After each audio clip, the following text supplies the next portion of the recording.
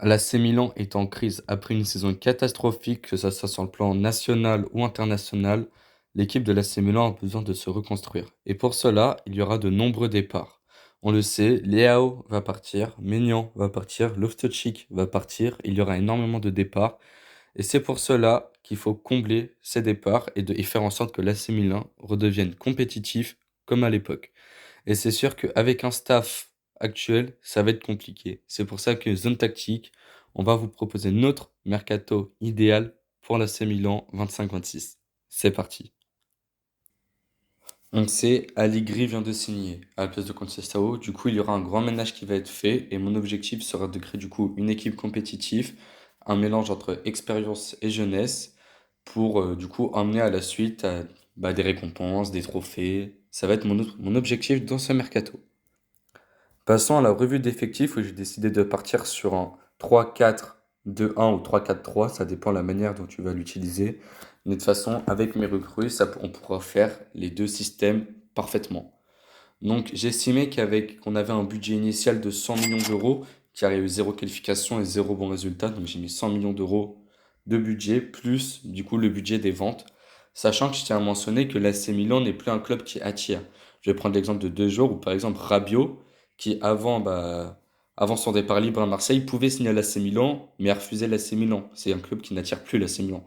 Tout comme récemment, c'est Egan Riley qui a refusé l'AC Milan. Donc c'est pour ça qu'il faut prendre aussi en compte que les joueurs ne veulent pas forcément rejoindre l'AC Milan. Donc sur ce, c'est parti pour la revue d'effectifs. Donc voici l'effectif et maintenant je vais vous présenter les ventes que je fais. Je vends Mike Maignan 30 millions d'euros, Emerson Royal 8 millions, Théo Hernandez 35 millions. Je laisse Florenzi et Luka Jovic partir libre, Felipe Terracciano 5 millions, Chukwueze 15 millions, Chaka Traoré 2 millions, Ruben Loftus-Cheek 15 millions et le plus grand départ, Raphaël Leao 80 millions. Sachant que Tammy Abraham, Walker et Sotil et Félix seront en retour de prêt. Donc du coup, je vais tout de suite partir sur les recrues et là, ça sera pas comme sur la dernière vidéo avec le Bayer Leverkusen. On fera vraiment une recrue type, une recrue parfaite. Après, si vous voulez proposer des joueurs, n'hésitez pas, l'espace commentaire est là, on y répondra. Tout comme notre serveur Discord qui est en description, n'hésitez pas à le rejoindre pour vous nous envoyez vos mercato idéal et nous on y réagit. Sur ce, c'est parti. On commence tout de suite au poste de gardien de but où j'ai gardé Sportiello. J'estime que c'est un gardien d'expérience qui peut apporter une certaine expérience à un jeune, car ça va être ma recrue. Moi, j'ai recruté un jeune joueur qui est excellent. J'ai vraiment jamais vu ça en termes de stats ou en termes de jeu. C'est Shane Lamens de Antwerp. Il a seulement 22 ans. Son contrat se termine en 2027, donc dans 2 ans. Et les gars, notez bien la stat, hein. Cette saison, à 22 ans, en 41 matchs joués, il a fait 77,1% d'arrêt. Je crois qu'on ne se rend pas compte vraiment de la performance qu'il a fait. 77,1% d'arrêt. C'est une performance exceptionnelle. Genre le recruter pour seulement 15 millions d'euros. Je trouve que 15 millions d'euros pour ce genre de gardien, c'est pas cher payé. Et à l'inverse, c'est un joueur qui ne joue pas encore dans un top club d'Europe. Donc je pense pour essayer de réanimer ce club de l'AC Milan, je pense que ça passe déjà par un bon gardien. Donc Shane Lamine sur sa ligne, c'est parfait. Encore un peu d'erreur à la relance, mais il a que 22 ans, donc ça c'est facile à gérer. Donc voilà, Shane Lamens pour moi est ma recrue idéale pour 15 millions d'euros au poste de gardien de but, avec en backup Stortiello qui pourrait apporter cette expérience. Au poste de central droit, on a Tomori et Chio. Je ne bouge pas, je trouve que c'est une super paire. Au poste de défenseur central, le premier, vraiment, on a Gabia en remplaçant. Et je vais chercher un titulaire, où je vais chercher Alessio Romagnoli de la Lazio. Alors, il a 30 ans et on parlait d'un mix entre expérience et jeunesse. Je trouve qu'on a une défense assez jeune. C'est pour ça que si on apporte un ancien capitaine de l'AC Milan, car oui, Romagnoli a joué à l'AC Milan avant d'aller à la Lazio, bah, je trouve que ce serait parfait pour gérer cette défense, une stabilité défensive, sachant qu'il est très bon. C'est un excellent défenseur à la Lazio, et la Lazio ne joue aussi pas de Coupe d'Europe, elle ne joue rien, elle aussi a fait saison blanche. Donc j'estime que Romagnoli pourrait revenir à l'AC Milan, son contrat s'en en 2027. J'irai le chercher pour 10 millions d'euros. C'est un défenseur d'expérience qui pourra apporter énormément à cette équipe pour une remontée, pourquoi pas en Coupe européenne et même faire des très bonnes choses en championnat. Donc Alessio Romagnoli, je prends pour 10 millions d'euros. Et c'est pas tout. Du coup, je vais chercher un remplaçant à Pavlovic car on manque de profondeur et je voulais un remplaçant vraiment centré pour la Serie A. pas parce qu'on est en Serie A, on joue pas de Coupe d'Europe, je cherche un remplaçant, je cherche des beaux coups, et il y a un joueur libre qui s'appelle Adrian Ismajli, et franchement, c'est le joueur parfait. Alors oui, il joue à Empoli, et Empoli, c'est une des pires défenses, c'est vraiment très mauvais Empoli, c'est pour ça qu'ils sont relégués, mais comparez pas Ismajli et l'Empoli. Ismajli, c'était vraiment le seul bon joueur de l'Empoli. Il a obtenu 7,1 de notes sur tout le long de la saison, ce qui est quand même excellent pour un défenseur. C'est un défenseur qui, lui, à l'inverse, est très bon à la relance. C'est un défenseur balle au pied, il va pas hésiter, il sera excellent. Il connaît bien la Serie A, donc pour moi, c'est parfait. Ce profil-là pour la Serie A, d'autant plus que c'est un bon coup financier car il est libre. Donc moi, je vais recruter Ismajli libre à ce poste de défenseur. Au poste de piston droit, je change rien. Je fais confiance à Alex Jiménez. Il a montré de bonnes choses cette saison, l'Espagnol. C'est un excellent joueur avec un énorme avenir devant lui. Donc moi, vraiment, j'ai zéro doute là-dessus. Et je fais confiance au backup. Je fais confiance au remplaçant David Bartesagui, qui a joué que 4 matchs cette saison, mais ces 4 matchs ont été très concluants. Il a énormément de potentiel, donc je décide de lui faire confiance. On parlait d'avenir, donc j'estime que tu dois faire confiance à ton centre de formation. C'est pour ça que je fais confiance à David Bertesagui. Au poste de milieu, ils ont recruté Luka Modric, ce qui va montrer vraiment cette expérience. Du coup, tu te retrouves avec un double pivot Modric-Fofana, Musa Silvanovos en pays d'expérience. Du coup, je fais monter Silvanovos qui avait été recruté à l'Ajax, tout comme Bondo que je décide de faire monter, mais je le fais jouer en tant que troisième milieu, Bondo, car j'ai recruté un backup de Luka Modric. Et ce backup, pour moi, c'est vraiment le choix idéal, car c'est un joueur exceptionnel. Vraiment, balle au pied, il est exceptionnel en Serie A. C'est Bernabé, Adrian Bernabé de Parma, l'Espagnol que j'ai évalué à 20 millions d'euros. Il est excellent avec PAM, ils sont pas relégués, mais il joue rien. Donc je pense que pour lui, ça serait parfait pour sa carrière de pouvoir s'exposer un peu plus au haut niveau. Et si jamais Luka Modric est assez faible, vu son âge, bah t'as Bernabé qui pourra être là, qui pourra compenser et qui est jeune, il a seulement 24 ans. Donc j'estime que Bernabé pourrait être un choix excellent pour l'AC Milan pour ce renouveau. Donc Adrian Bernabé Garcia, c'est signé en tant que backup de Luka Modric.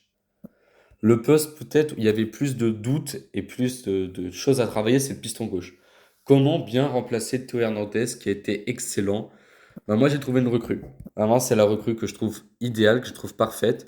C'est peut-être un peu un pile ou face, c'est soit ça casse, soit ça passe. Mais bon, pour moi ça a passé. C'est El Hadji Malick Diouf, le Sénégalais de 20 ans.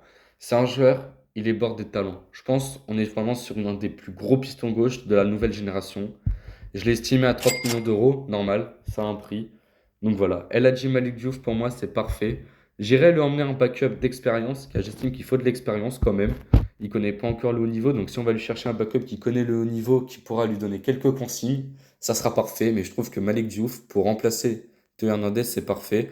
C'est un joueur très offensif, vraiment un peu comme Hernandez, très offensif et même un peu meilleur offensivement, El Hadji Malick Diouf.